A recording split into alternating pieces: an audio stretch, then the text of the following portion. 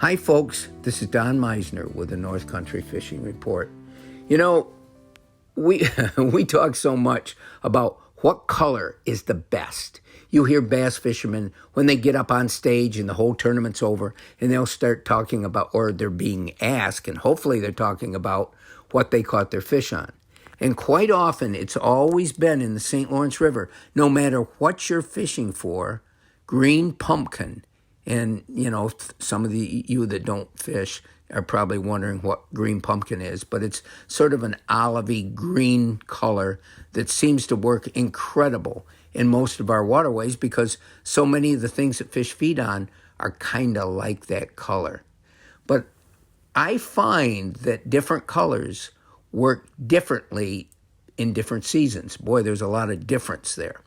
In the springtime, my favorite color to use is orange. Orange, either completely orange or something with a lot of orange on it. And that tends to be a really reactive color that causes fish to strike at that time more than any color I can use, no matter whether I'm fishing for northern pike or whether I'm fishing for bass or walleyes. Orange is a wonderful color. However, I notice as it starts getting warmer and warmer and in the summer, orange no longer is the color that the fish react to the most. There's times when pink, and I know you can't find a thing out there that is really pink, and yet all fish seem to love pink. Pink, especially smallmouth bass for whatever reason.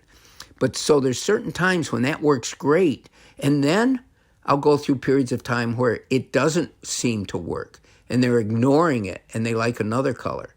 Reds are an excellent color because red looks like blood, and fish are always going to react to something that's bleeding because they think it's wounded, they think it's easier prey, and it triggers some kind of a prehistoric reaction in them that makes them go after it. That's why a lot of companies will put red hooks on their lures, or they'll put a red eye on the bait that you're choosing. Red is always good. And in the old days, before all these different colors and all these soft plastics came to be, red and white was always thought to be the go-to color. Red and white daredevils were a great thing for pike. Red and white surface lures were wonderful for bass. And then in the fall, the colors change a bit, and I find more subtle colors work better than the bright colors. And one of my favorite type of colors in the fall is variations of green with a hint of maybe orange or white. Some of these colors seem to work better. Now, that's just my recommendations. You'll have other people like my buddy Russ that think colors don't matter.